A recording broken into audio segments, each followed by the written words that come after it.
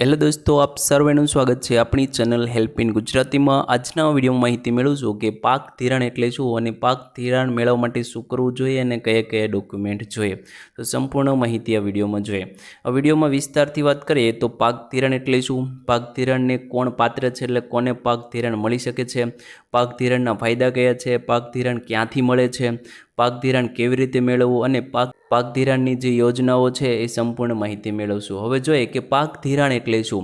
ખેતરના પાકમાં વાવેતર માટે આપવામાં આવતી એક અલ્પ મુદતે લોન છે, એટલે કે તમે જે પણ ખેતી કામ કરો છો એ માટે તમારે જો પૈસાની જરૂર હોય તો તમને અલ્પ મુદતે એટલે થોડા સમય માટે તમને લોન આપવામાં આવે છે। આ લોન ખેડૂતોને ખેતીના વિવિધ ખર્ચાઓ માટે વિવરણ કરવામાં આવે છે। સામાન્ય રીતે આ લોન એક કૃષિ સિઝન માટે હોય છે। પાક ધિરાણ પર વ્યાજ દર ઘણો ઓછો હોય છે અને કેટલાક કેસમાં સરકાર વ્યાજમાં સહાય પણ કરતી હોય છે। લોન ચૂકવવાનો સમય પણ પાક કાપણી પછી રાખવામાં આવતો હોય છે। તો તમને જે સરળતા ખાતર જ્યારે પણ તમારો પાક વ્યવસ્થિત લેવાઈ જાય પછી તમારે લોન ચૂકવવાની હોય છે। તો પાક ધિરાણ એટલે સામાન્ય રીતે જોઈએ તો ખેતી કામ માટે તમને મદદ થાય એ માટે તમને રૂપિયા આપવામાં આવે છે અને પછી તમારે ઓછા વ્યાજે તમારે પાછા બેંકને આપવાના હોય છે। તો આને પાક ધિરાણ કહેવામાં આવે છે। ખેડૂતો માટે ખૂબ જ જરૂરી છે, જેથી તમામ ખેડૂતોએ વિડીયો જોઈ લેવો। પાક ધિરાણને કોણ પાત્ર છે, તો પાક ધિરાણ કોને મળી શકે, ખેડૂત તરીકે નોંધાયેલ વ્યક્તિ। તો જે વ્યક્તિ ખેતી કામ કરે છે અને ખેડૂત તરીકે છે નોંધાયેલ વ્યક્તિ છે તો એ લોકોને પાક ધિરાણ મળે છે। જમીન ધરાવનારા લોકો, તો જે લોકો જોડે જમીન છે, ખેડૂત છે, એ લોકોને પાક ધિરાણ મળે છે। સરકારી ખેડૂત જૂથ અથવા ખેડૂત ઉત્પાદન સંગઠન, તો આવું કોઈ સંગઠન હોય તો એ લોકોને પણ પાક ધિરાણ મળે છે।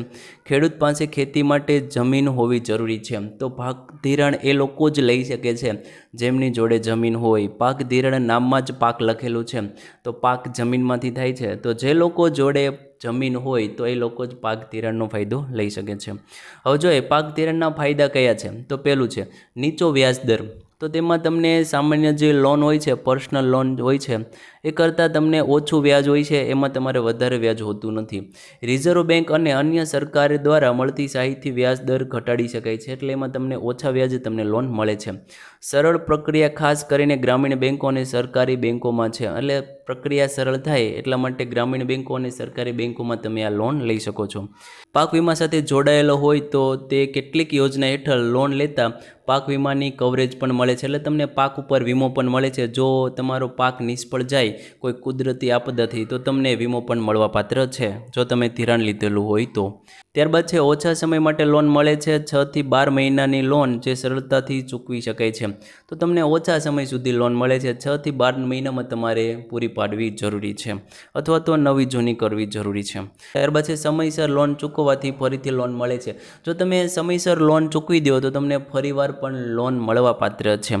હવે જોઈએ પાક ધિરાણ ક્યાંથી મળે છે, તો તમે પાક ધિરાણ ક્યાંથી લઈ શકો છો। પાક ધિરાણ આપતી સંસ્થાઓ નીચે મુજબ છે, તો પહેલું છે સહકારી બેંક। તો જે પણ સહકારી બેંક છે, જિલ્લા સહકારી બેંક છે, PSCH છે, તો આ બેંકો તમને પાક ધિરાણ લોન આપતી હોય છે। ત્યારબાદ છે ગ્રામીણ બેંક, રિજનલ રૂરલ બેંક, તો ગ્રામીણ બેંક છે એ પણ તમને પાક ધિરાણ આપે છે। મુલાકાતની બેંક છે, જેમ કે SBI છે, બેંક ઓફ બરોડા છે વગેરે જે મોટી મોટી બેંક છે જે ગવર્મેન્ટ જોડે ડાયરેક્ટ ટચમાં છે, એ બેંક તમને પાક ધિરાણ આપતી હોય છે। ત્યારબાદ છે માઇક્રો ફાઇનાન્સ સંસ્થા અથવા NBFC, તો આ સંસ્થા છે માઇક્રો ફાઇનાન્સ, એ પણ તમને પાક ધિરાણ લોન આપતી હોય છે।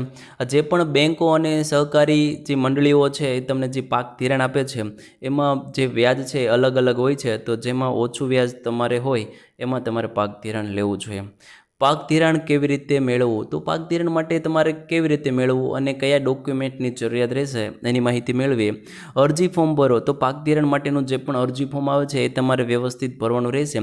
તમારી જે પણ નજીકની બેંક હશે ત્યાંથી તમે એ ફોર્મ લઈ શકો છો અને તમારે વ્યવસ્થિત સારા અક્ષરે એ ફોર્મ ભરવાનું રહેશે।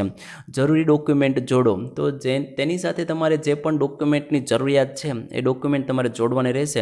ડોક્યુમેન્ટનું લિસ્ટ નીચે આપેલું છે, તો જે પણ ડોક્યુમેન્ટ તમે જોડો ને તમારે ઝેરોક્સ આપવાની છે, ઓરિજિનલ એક પણ ડોક્યુમેન્ટ તમારે આપવાનું નથી। તો જોઈએ કે ડોક્યુમેન્ટ તમારે કયા આપવાના છે, તો પહેલું છે જમીનનો દસ્તાવેજ, એટલે કે 7/12નો ઉતારો, તો તમારે 7/12 અને 8નો જે ઉતારો છે એ તમારે જોડે જોડવો જરૂરી છે।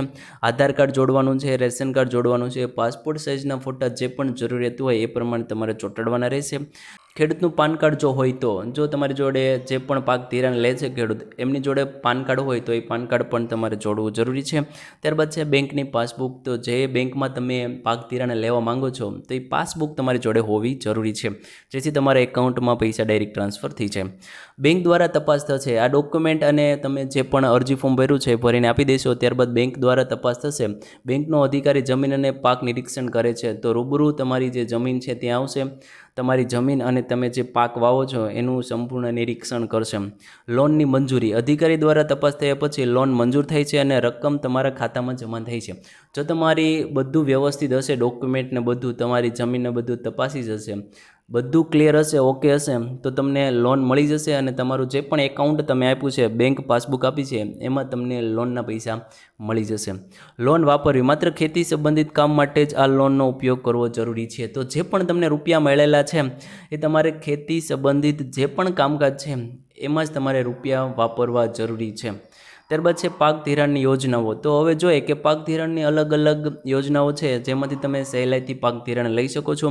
પહેલું છે કિસાન ક્રેડિટ કાર્ડ, કેસીસી લોન તેને કહેવામાં આવે છે. સૌથી લોકપ્રિય યોજના જેમાં પાક ધિરાણ સહેલાઈથી મળી શકે છે. ત્યારબાદ છે પ્રધાનમંત્રી ફસલ બીમા યોજના. આ યોજના લોન સાથે પાક વીમા કવર પણ આપે છે. જો તમારું પાક નિષ્ફળ જાય કોઈ પણ કુદરતી આપદાથી તો તમને એમાં વીમો પણ મળવાપાત્ર છે. ત્યારબાદ છે નાબાર્ડ દ્વારા સહાય. તો નાબાર્ડ સંસ્થા છે એના દ્વારા પણ તમને પાક ધિરાણ મળતું હોય છે.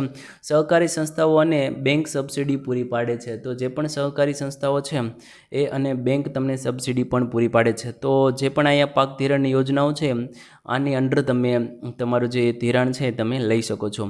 તો આવી રીતે જે પણ પાક ધિરાણ એટલે શું, પાક ધિરાણ કોને પાત્ર છે, કોણ લઈ શકે છે, તેના ફાયદા કયા છે, ક્યાંથી મળે છે, ડોક્યુમેન્ટ તમારે કયા જોડવાના છે, તો આ બધી માહિતી મેળવી. જો મિત્રો તમને આ વિડીયો ગમ્યો હોય તો જરૂરથી લાઈક કરી દેજો, ચેનલને સબસ્ક્રાઈબ કરી દેજો. ધન્યવાદ દોસ્તો.